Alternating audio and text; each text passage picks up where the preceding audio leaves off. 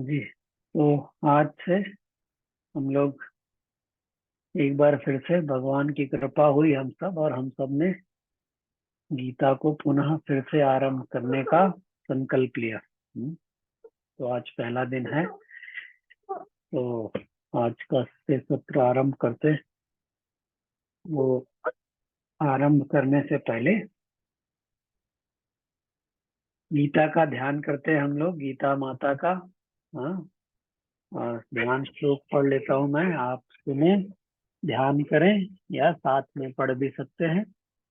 मैं screen share की हुई है, फिर उसके बाद आरंभ करेंगे। तो जब जो अपना पाठ का और गीता अध्ययन का क्रम है, लगभग वैसे ही रखेंगे जैसा अभी तक करते आए हैं। जैसा कुछ विशेष परिवर्तन नहीं रहेगा।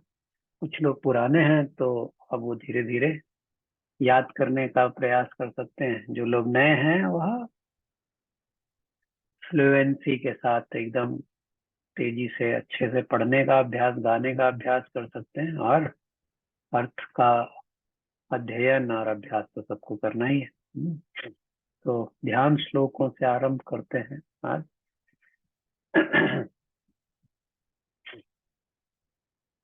ओम पार्थाय प्रतिबोधितां भगवता नारायणेन स्वयं व्यासेन ग्रथितां पुराणमुनिना मध्ये महाभारतम् अद्वैतामृतवर्षिणीं भगवती अष्टादशाध्यायिनी अम्ब त्वामनुसन्दधामि भगवद्गीते भवद्वेषिणी। नमोऽस्तु ते व्यासविशालबुद्धे पुल्लारविन्दायतपत्रनेत्र येन त्वया भारततैलपूर्णः प्रज्वालितो ज्ञानमयः प्रदीपः प्रपन्नपारिजाताय स्तोत्रवैत्रेकपाणये ज्ञानमुद्राय कृष्णाय गीतामृतदुहे नमः। वसुदेवसुतं देवं कंसचाणूरमर्दनम् देवकी परमानन्दम् कृष्णं वन्दे जगद्गुरुम्। भीष्मद्रोणतटा जयद्रथजला गान्धारनीलोत्पला शल्यग्राहवती कृपेण वहनी कर्णेन वेलाकुला अश्वत्थामविकर्णघोरमकरा दुर्योधनावर्तिनी सोत्तीर्णा खलु पाण्डवैरणनदी कैवर्तकः केशवः पाराशर्यवचश्चरोजममलम् गीतार्थगन्धोत्कटम् नानाख्यानककेसरं हरिकथा सम्बोधनाबोधितम् लोके सज्जनषट्पदैरहरः ये पीयमानं मुदा भूयाद् भारत पंकजं कलिमलप्रध्वंसिनः श्रेयसे मूकं करोति वाचालं पङ्गुं लङ्घयते गुरुम् यत्कृपातमहं वन्दे परमानन्दमाधवम् शान्ताकारं भुजगशयनं पद्मनाभं सुरेशम् विश्वाधारं गगनसदृशम् मेघवर्णं शुभांगम् लक्ष्मीकान्तं कमलनयनं योगिभिध्यानगम्यम् वन्दे विष्णुं भवभयहरम् सर्वलोकैकनाथम् यं ब्रह्मा वरुणेन्द्ररुद्रमरुतः स्तुन्वन्ति दिव्यैस्तवैः वेदैः साङ्गपदक्रमोपनिषदैः गायन्ति यं सामगा ध्यानावस्थिततद्गतेन मनसा पश्यन्ति यं योगिनः यस्यान्तन्न विदुःसुरगणा देवाय तस्मै नमः नारायणं नमस्कृत्य नरं चैव नरोत्तमम् देवीं सरस्वतीं व्यासं ततो जयमुदीरये सच्चिदानन्दरूपाय कृष्णाय क्लिष्टकारिणे नमो वेदान्तवेद्याय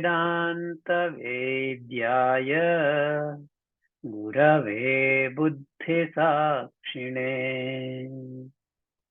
सर्वोपनिषदो भावः दुग्धा गोपालनन्दनः पार्थो वत्सत्सुधीर्भोक्ता दुग्धं गीतामृतं महत् गीताशास्त्रमिदं पुण्यं यः पठेत् प्रियतः पुमान् विष्णोः पदमवाप्नोति भयशोकादिवर्जितः एकं शास्त्रं देवकी पुत्रगीतम् एको देवो देवकी पुत्र एव एको मन्त्रस्य तस्य नामानि यानि कर्माप्येकं तस्य देवस्य सेवा। ओम श्री कृष्णाय परमात्मने नमः। कुछ सेकंड्स के लिए ध्यान करें, आंखें बंद करें और भगवान से प्रार्थना करें कि हमारा यह संकल्प सिद्ध हो और हम सब पूरे गीता का अध्ययन अबाध रूप से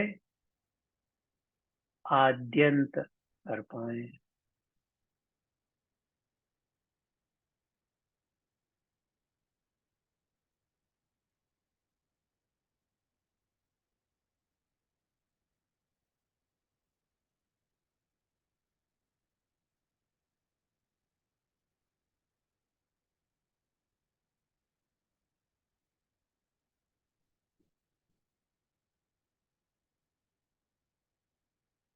ओम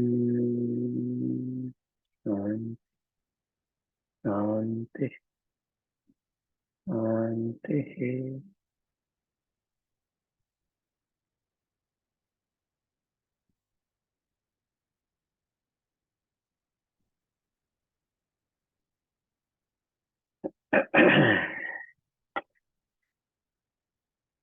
हाँ जी।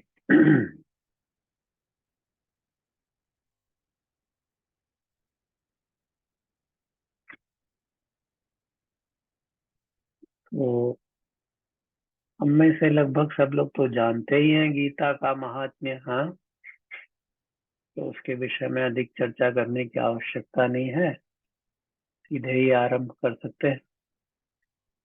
बाकी गीता का महात्म्य जितना है कि जितना बात करें उतना ही कम है, और इस विषय में बात करते रहना चाहिए, हाँ? पढ़ते रहना चाहिए, सुनते रहना चाहिए। गीता तो पढ़नी चाहिए, गीता की महत्ता, उसका भी अलग प्रभाव। हाँ, तो उसका बीच बीच में चर्चा चलती रहेगी, करते रहेंगे।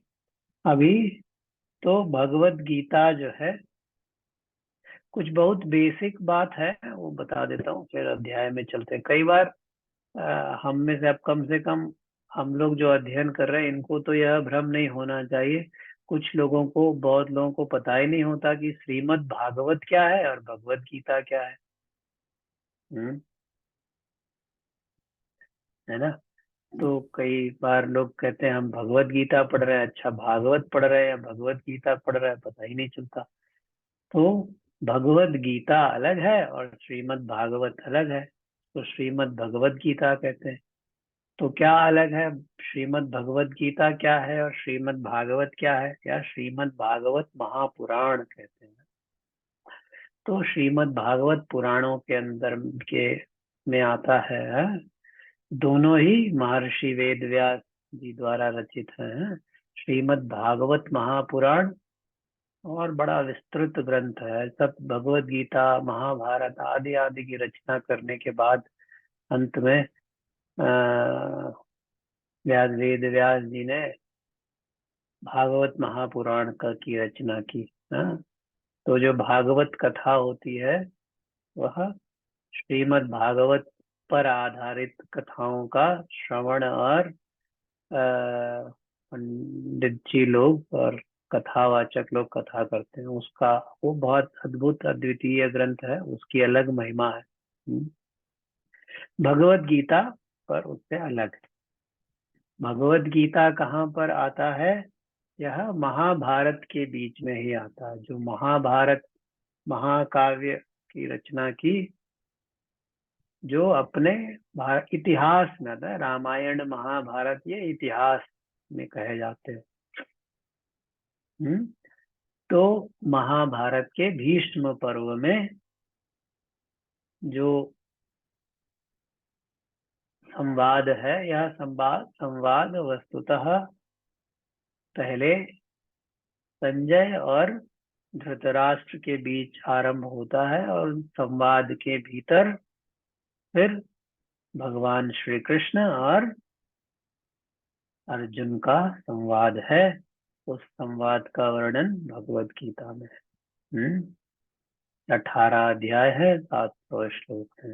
हम्म, और कहाँ भीष्म पर्व में कहाँ पर आता है वह जानने के लिए, थोड़ा प्रसंग समझने के लिए, तो जब युद्ध आरंभ हो गया, हाँ, जब युद्ध आरंभ हो गया, युद्ध होने वाला हुआ, तो व्यास जी ने धृतराष्ट्र से कहा, भाई सब प्रयास कर लिए गए, युद्ध तो टाला नहीं जा सकता, बहुत भयंकर विभीषिका होने को ही है। तो यदि तुम चाहो तो मैं तुमको दिव्य दृष्टि दे सकता हूँ, तो तुम अपनी आंखों से देख सकते हो कि क्या युद्ध में हुआ। तो उन्होंने कहा, नहीं, मैं तो जन्म से अंधा रहा, अब अपने परिवार की कुल की विभीषिका ही देखने के लिए मैं आंखों का क्या करूंगा, मुझे ऐसी दिव्य दृष्टि नहीं दीजिए। तो फिर उनके कहने से फिर संजय को दिव्य दृष्टि व्यास जी ने प्रदान की, और कहा कि संजय न सिर्फ जो वहां पर हो रहा है वो भी देख सकते हैं, जो लोगों के मन के भीतर चल रहा है वो भी देख पाएंगे। हाँ, तो दिव्य दृष्टि दी। तथापि इसी वजह से संजय को भगवान के भी विश्व रूप के दर्शन हुए, जबकि वहां पर युद्ध क्षेत्र में स्थित लोगों को नहीं हुए।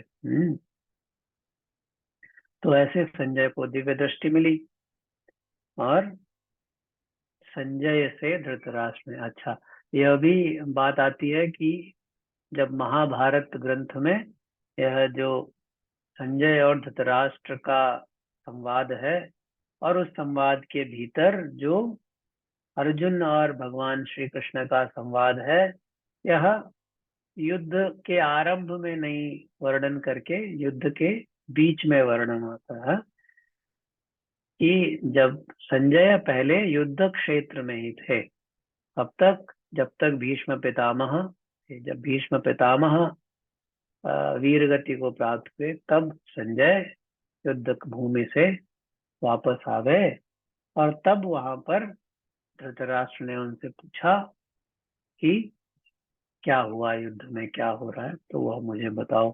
तो शुरुआत से उन्होंने बताना शुरू किया कि कैसे युद्ध शुरू हुआ। उसके पहले यह अर्जुन और कृष्ण का संवाद संजय धृतराष्ट्र को बता रहे। ठीक बात। ये थोड़ा प्रसंग और भूमिका मुझे उचित लगा पहले बताने का। ठीक है, तो आरंभ करते हैं।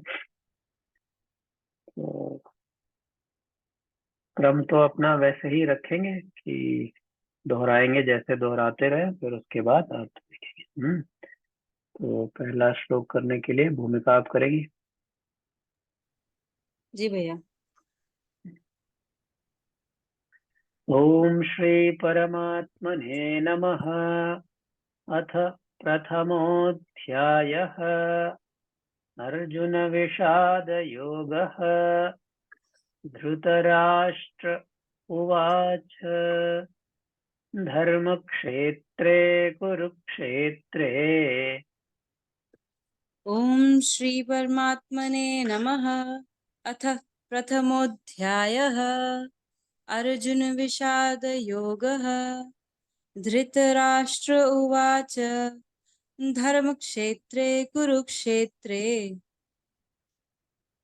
धर्मक्षेत्रे कुरुक्षेत्रे। धर्मक्षेत्रे कुरुक्षेत्रे। समवेतायुयुत्सवः। समवेतायुयुत्सवः। समवेतायुयुत्सवः। समवेतायुयुत्सवः। मामकाः पाण्डवाश्चैव। मामकाः पाण्डवाश्चैव। मामकाः पाण्डवाश्चैव। मामकाः पाण्डवाश्चैव। किमकुर्वत सञ्जय। किमकुर्वत सञ्जय। किमकुर्वत सञ्जय।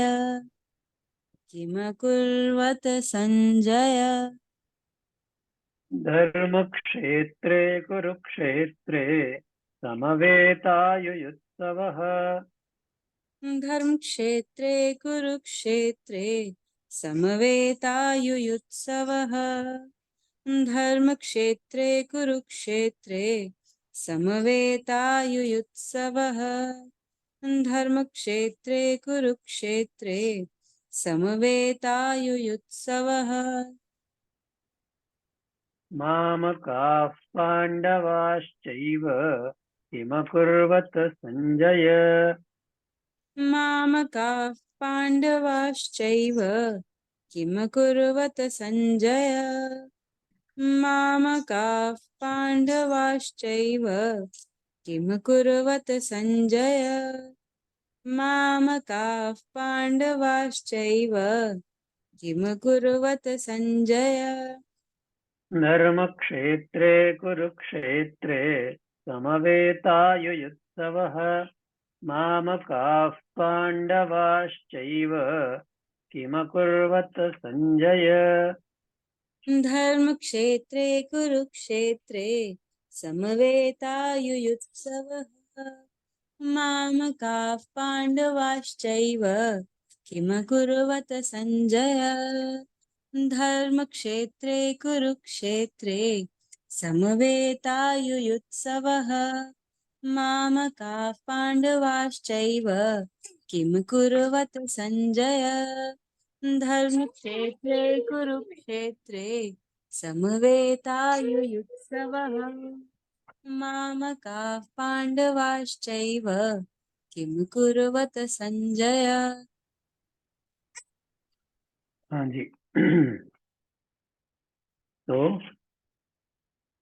जैसा बताया कि यह संवाद धृतराष्ट्र और संजय के बीच में है और पहला केवल एक ही उद्बोधन है, धृतराष्ट्र उवाच। इसके बाद धृतराष्ट्र नहीं बोलेंगे कुछ, सिर्फ पहला श्लोक धृतराष्ट्र उवाच का है भगवत गीता में। तो धृतराष्ट्र बोले, क्या बोले धृतराष्ट्र? धर्म क्षेत्रे कुरुक्षेत्रे समवेतायुयुत्सवः। किम कुर्वत संजय? हे संजय, इस धर्म भूमि, धर्म क्षेत्र, कुरुक्षेत्र, कुरुक्षेत्र को धर्म क्षेत्र कहा। इस धर्म भूमि कुरुक्षेत्र में समवेताः माने आए हुए, एकत्रित हुए, युयुत्सवः, युयुत्सु माने जो युद्ध करने के लिए इच्छुक हैं, वह युयुत्सु। ऐसे युद्ध की इच्छा से एकत्रित हुए समवेत युयुत्सवः समावेताः मामकाः च पांडवाः। मामकाः माने मेरे, और पांडवाः माने पांडु के पुत्रों ने के बीच ने एव किम अकुर्वत, क्या किया। तो युद्ध की इच्छा से एकत्रित हुए मेरे पुत्रों ने और पांडु के पुत्रों ने उस युद्ध भूमि में क्या किया, इसका वृत्तांत मुझे बताएं।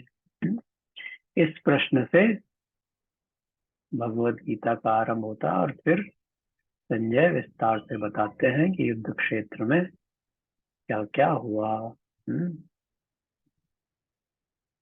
ठीक बात। संजय बताना आरंभ करते हैं दूसरे श्लोक से ही। दूसरा श्लोक एक का आप करेंगे।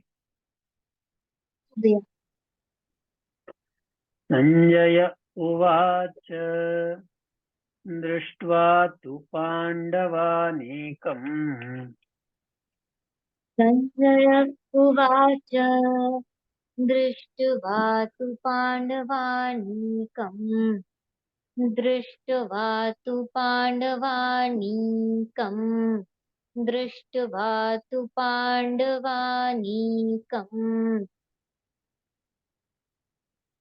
व्यूढन् दुर्योधनस्तदा यूढम् दुर्योधनस्तदा हम दुर्योधनस्तदा हम दुर्योधनस्तदा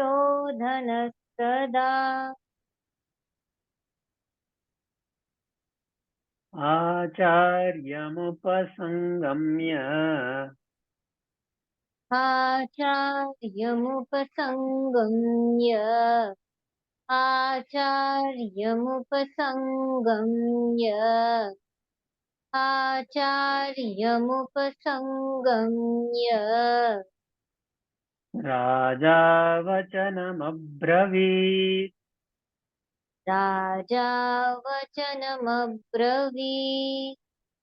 राजा वचनमब्रवीत् राजा वचनमब्रवीत् दृष्ट्वा तु पाण्डवानीकम् व्यूढन् दुर्योधनस्तदा दृष्ट्वा तु पाण्डवानीकम् व्यूढम् दुर्योधनस्तदा दृष्ट्वा तु पाण्डवानीकम् व्यूढम् दुर्योधनस्तदा दृष्ट्वा तु पाण्डवानीकम् व्यूढं दुर्योधनस्तदा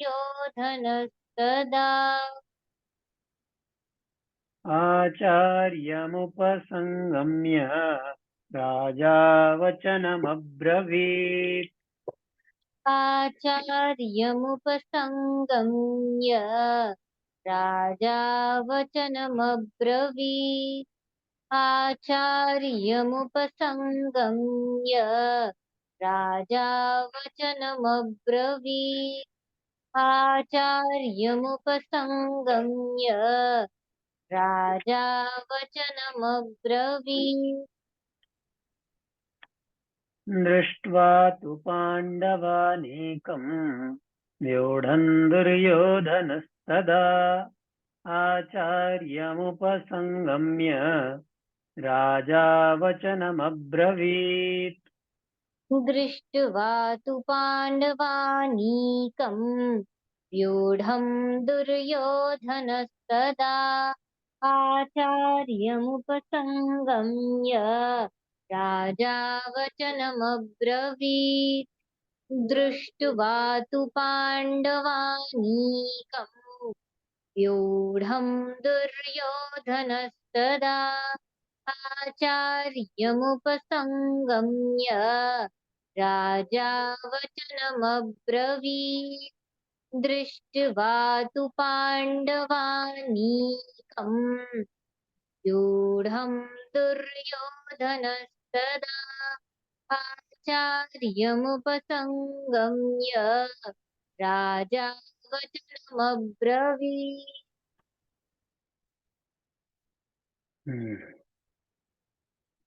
तो संजय ने धृतराष्ट्र के प्रश्न का उत्तर देना आरंभ किया। इस दूसरे श्लोक से संजय वाच, संजय बोले, क्या बोले? तदा व्यूढ़म पांडवानीकम दृष्ट्वा तु आचार्यम उपसंगम्य राजा दुर्योधनः वचनम अब्रवीत्।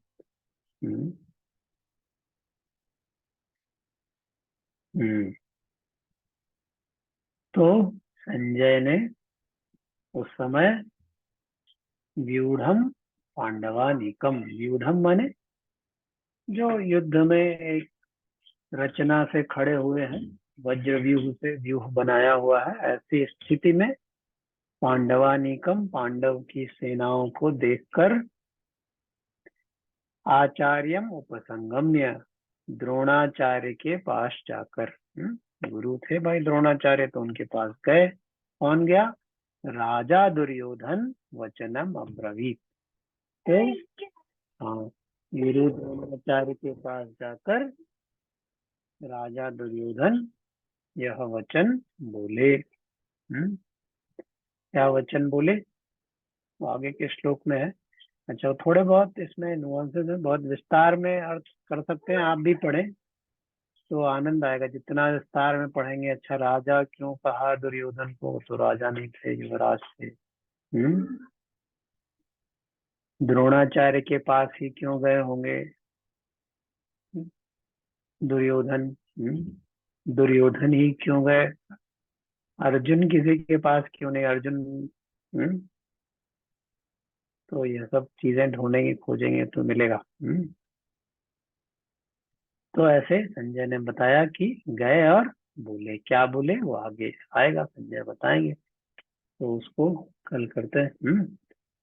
वसुदेव सुतं देवं कंसचाणूरमर्दनम देवकी परमानंदम कृष्णं वंदे जगद्गुरुम्।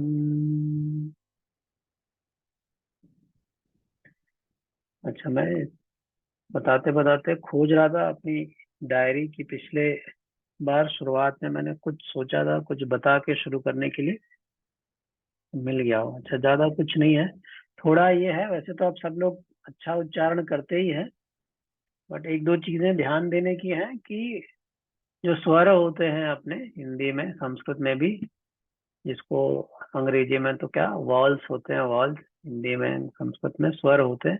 तो इसमें ह्रस्व होता है और दीर्घ, यानी छोटा स्वर होते हैं, बड़े स्वर होते हैं। तो उच्चारण में कई बार हम लोग छोटे का बड़ा और बड़े का छोटा कर देते हैं, वो ध्यान रखना चाहिए। छोटे का बड़ा तो कम होता है, लेकिन बड़े का छोटा बहुत बार हो जाता है। तो छोटा आ, छोटी ई और छोटा ऊ, अ ई और ऊ, और री की मात्रा आती है ज्यादातर, री तो पूरा पूरा कम ही आता है।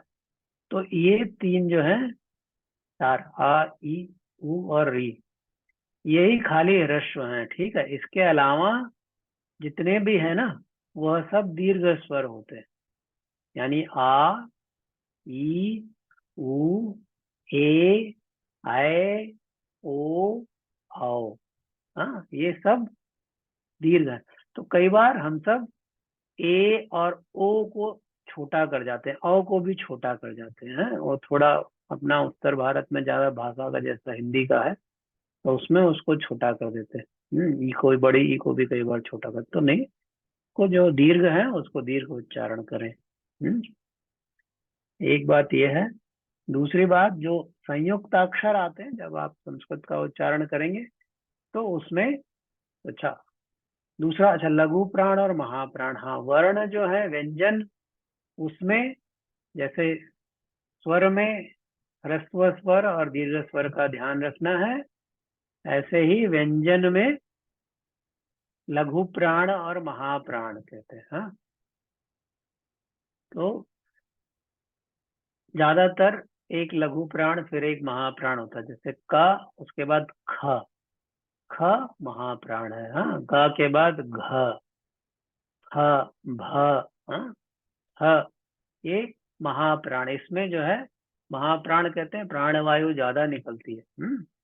तो इसको थोड़ा गहरे से उच्चारण करें। थ, थ, हाँ, था कहेंगे तो वैसे ही स्वाभाविक रूप से ही निकलती है, बट कई बार हम लोग उसको, महाप्राण को लघु प्राण जैसा बोल देते हैं, तो उसका थोड़ा अभ्यास करें। घ, हाँ, तो ये लघु प्राण और महाप्राण का ध्यान दें, अभ्यास करते रहें, सुनते रहें, सुनते सुनते तो हो जाता है।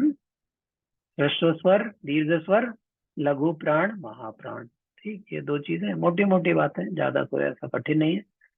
और संयुक्त अक्षर, जब कहीं कहीं एक आधा और एक पूरा होता है, तो उस पे थोड़ा स्ट्रेस देके पढ़ते हैं। जैसे दृष्टवा, टा और वा है ना यहाँ पे, तो दृष्टवा, हाँ, तो उपसंगम्य, हाँ, वचनम ब्र, ब्र, ब्र नहीं, ब्र पढ़ेंगे तो थोड़ा ठीक नहीं, ब्र, वचनम अब्रवीत, वचनम अब्रवीत भी बोल सकते हैं, और वचनम अब्रवीत, हाँ?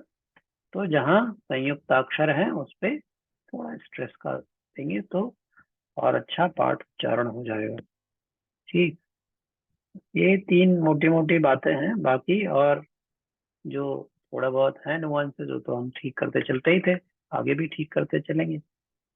हम्म, ठीक है फिर, ओके, कल मिलते हैं। हम्म, जय गुरुदेव। ओ भैया, कल शायद एकादशी है। हाँ, कल एकादशी है। कल मेरा सुबह 7 बजे से ही व्यस्तता है, तो इसको हम वीकेंड पे कर लें इस बार। हाँ, वीकेंड ठीक है। नहीं तो अगर मेरी अनुपस्थिति में आप लोग करना चाहें तो कर सकते हैं कल ही। एकादशी तो कल है, और कल मुझे 7 बजे ही घर से निकलना है, तो 6:30 से मैं निकलने की तैयारी में हो जाऊंगा। वीकेंड पे कर लेते हैं, आपकी उपस्थिति आवश्यक है। तो ठीक है, फिर वीकेंड पे कर लेंगे एकादशी का पाठ। जी। जी भैया, जय गुरुदेव। जय गुरुदेव। जय गुरुदेव।